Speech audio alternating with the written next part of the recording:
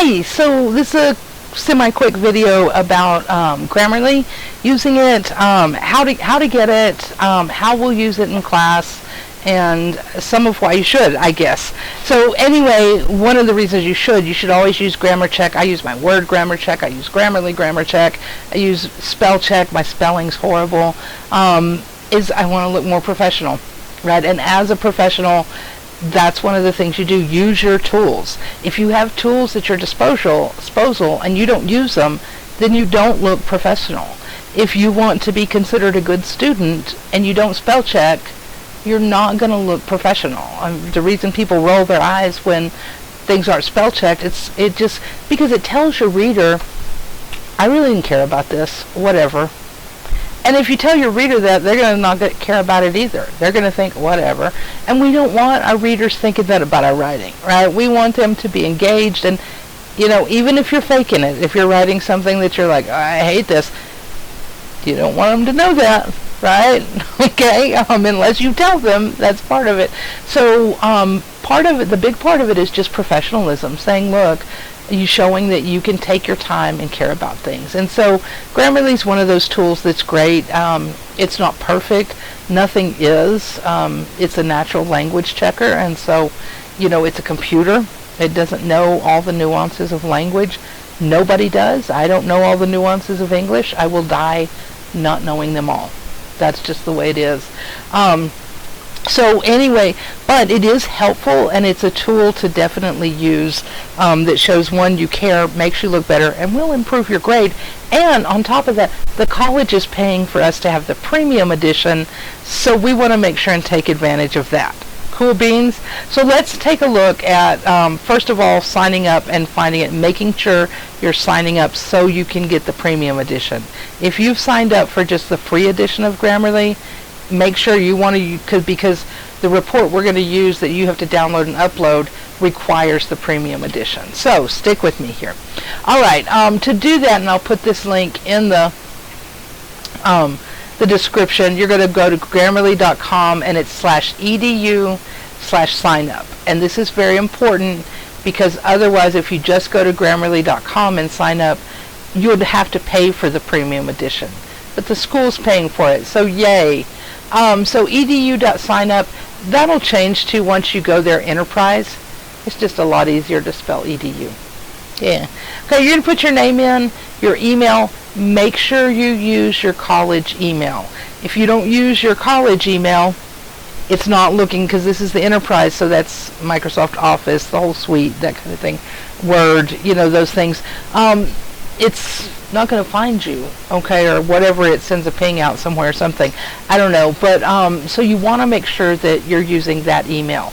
If you've signed up before and you try with your college email and it won't let you do it again or whatever, and you don't have, in a minute I'll show you how to tell if you have the premium edition and you don't have that, I'm going to put the person who's our support person at Grammarly, I'm going to put his email and in here, and I'll put a little kind of short like email text you could send him.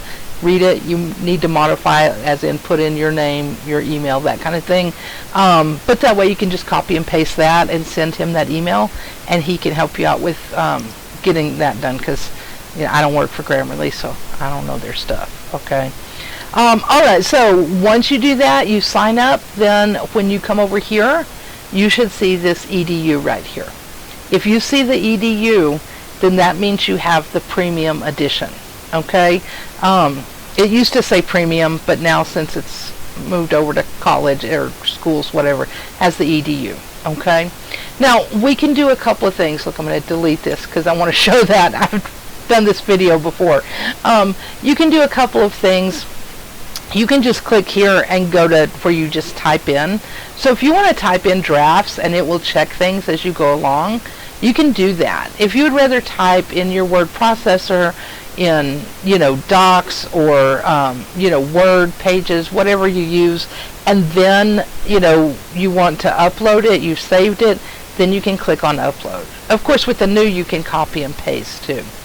So I'm going to go ahead and look at this. It gives us, the first thing it does is it opens up set goals. Now if you've told it not to show you that, You can go back and adjust those over here. If you're writing the same kind of document all the time, if they're always kind of typical academic papers, then uncheck this once you set it. And so for 1302, as I go through here, some of y'all may be like, yeah, that's the only kind of thing I write. Do that. 1301, I'm going to tell y'all not to right now because we're doing a number just in this class.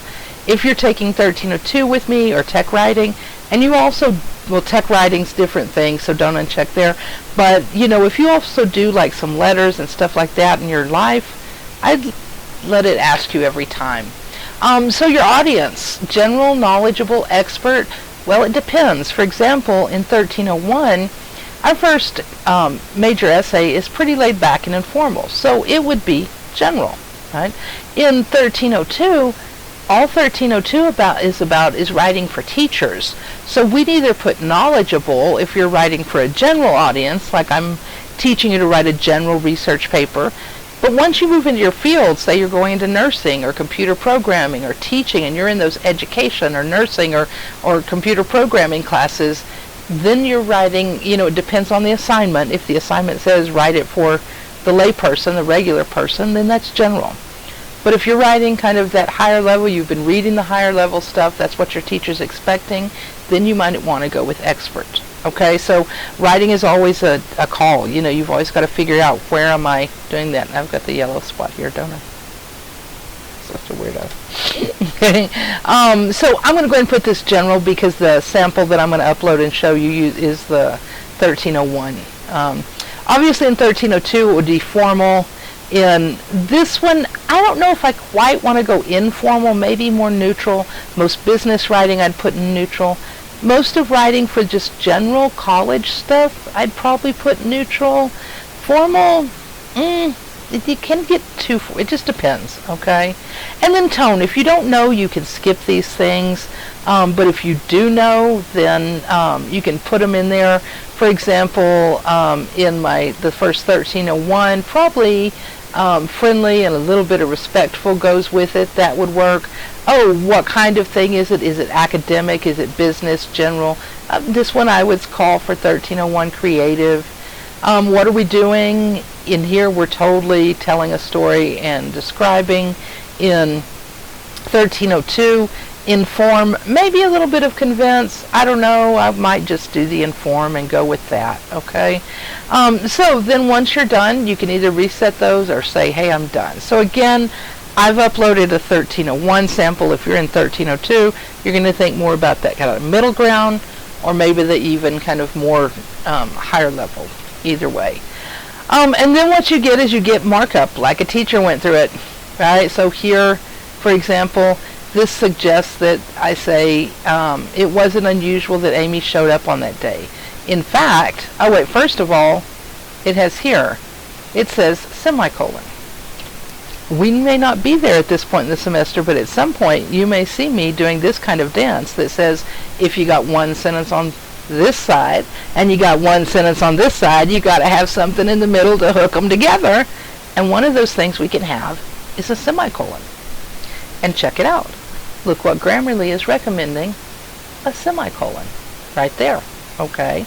And when we have extra information in this, in fact, we could take out Amy, it wasn't unusual Amy showed up on that day. It would have been more unusual if she hadn't. So that's my extra information. So it's saying, look, do you want a comma at the end? Extra information, comma. If it's in the middle, it gets up both sides. So if we haven't gotten there, we will. Just keep that in mind for a little while. And so you can, you know, choose what you do. And the thing is like here it's suggesting some different word choice. Well, those are okay, but I like this. I'm kind of doing this litany of, it's repetitive, but it's working for me because I'm thinking more about the sound there. It says it appears unnecessary, but when I read through it without that, it doesn't make sense. So again, we go back to Grammarly is really helpful, but it is a computer.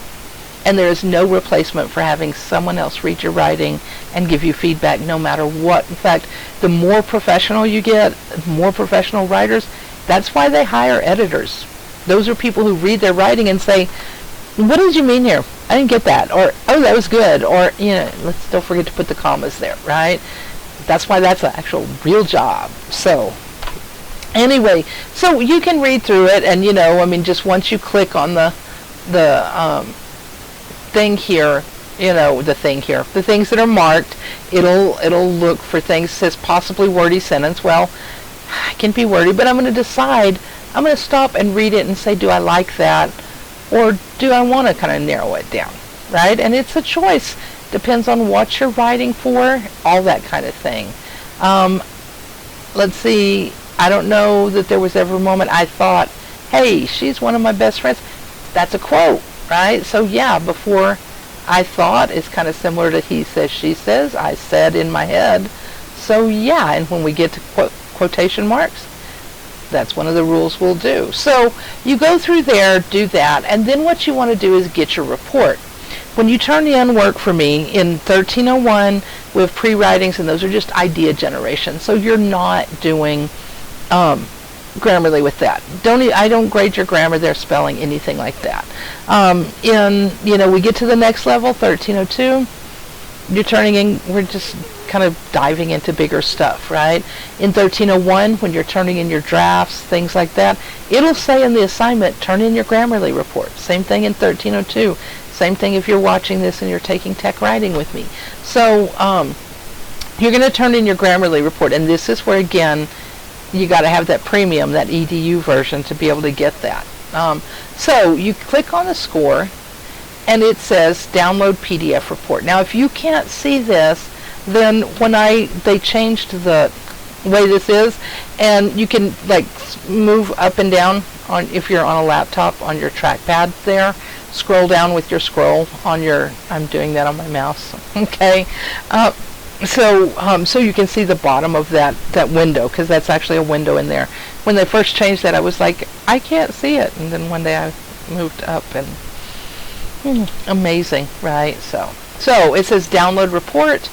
All you're going to do is you're going to click on that. It'll generate a PDF report. It'll be called report. You're going to do more than one for me. I suggest you like emblem, right? Or in 1302, the first thing I require, and bib. So you're doing that thing called that annotated bibliography. And we'll, we haven't gotten to these if you're watching this yet, so we'll get there. I'll explain all that. And then you can, save that and make sure you know where you saved it to, and then whenever you turn in your paper, whatever you're turning in, you're going to turn in that report. So that's really how Grammarly, I wanted to show you the plagiarism thing. Click on this, it'll tell you, did you plagiarize? Obviously, I have this on the web, so it's going to tell me, yeah, like it's mentioned in here. We can look at another part where, look, this is also in that pre-writing thing. Okay, here's another thing. So the question is why would you want to use the plagiarism thing? I mean, if you didn't plagiarize. Well, if you're using quotes, right, if you're doing something, and in both of these classes, in all of the classes I teach, we'll do stuff where we're using sources. Obviously, 1302 people, like, that's all the time, right? And so what's nice is you click on that plagiarism thing, because if you used a quote and you forgot to put the quote marks, it's just gonna highlight anything it finds on the web, right? And it's not perfect, it's not going to find everything, but it's going to highlight anything. And that way you can just skim through your paper and look, and like it says this one, it says this is from there. Well, if this was a quote, which kind of is, but not, but if this was a quote, I'd make sure, do I have quote marks there? I'm going to make sure I have that attribution or that signal phrase, according to, my mama said, Smith and Johnson point out, right? Whatever words I'm going to use to lead into that quote, I'm going to make sure I used my quote marks. If I'm doing formal documentation, which we'll study in all the classes too, I'm going to make sure I have those parentheses with all, whether it's a page number, a section, whatever it is that I need there. Okay? So what's nice is this basically is a research assistant, somebody going through and highlighting any place you've used something from the web, and that way you can just look at that little part and say, okay, did I say according to so-and-so, whatever, right? If it's just a less formal academic paper or somewhere where you're using sources, if it's their exact words, did I put quote marks around it? Did I put it in my sentence? My mama told me, right? Whatever you're doing. If you're doing the formal citation, then did I put the page number, whatever information I need to put with that to show that. And so it's really nice because sometimes you can forget. It's easy to get into the rhythm of writing a paper, and then you forget those quote marks, or you have the first ones, not the last ones. I'm totally bad about leaving one set of them off. Because I'm just in that space of writing, or I just throw the quote in and it's not hooked in with according to so-and-so says. I don't care whether it's formal or not, whether you have all these parentheses and citations. You need that for the flow. It makes you sound smarter. Use it, okay? So clicking on that plagiarism button, if you're using sources, is good because it is having someone go through and say, wait, it'll mark it, and you can go to each one and just look and see if you did those things, okay? And if you're in one of my classes, especially my 1301, where we don't get that till later in the semester, and you have to write a paper where you have sources, remember writing down the basics. My Writing Down the Basics has all that information. The Writing Center, they can help you out. There's tons of videos, all that kind of stuff. So anyway, but use this, okay? This is telling me half my paper's plagiarized. Well, I wrote the paper, okay? So anyway, overall, that's how we're using Grammarly. Again, I'll put the link for the sign-up page for this, that. Make sure, again, you use your college email. I will put the name of the Grammarly, I call him the Grammarly guru, the Grammarly guy, who, if you have signed up previously and it won't let you sign up under your college email and get the EDU version, that premium version, then you can email him and just say, I'd signed up previously and now I'm a student here, or I didn't know we had it, and you can just say, I'm supposed to get the premium version. I'll put a little copy and paste so you can paste for the email. Anyway, if you have problems or anything, let me know. I don't know that I can do much more than refer you to Alex, the Grammarly guy, but I might be able to. Okay, I do suggest you try it with just some document, something you've written, because before you turn in, and I'm like, you have to turn in that report. So I suggest you use it for everything else you write this semester. If you're writing something for another class, remember, grammar isn't about English teachers. It's not about us at all. It's about people understanding your message, right? And that's what we want to work on, is people understanding whether you're writing about what's in your head or what's in your heart, for you to get that across clearly, and grammar is part of how that happens. So that's all. I'm going to stop saying words. Cool beans. All right. Take care of yourself and let me know if you have questions.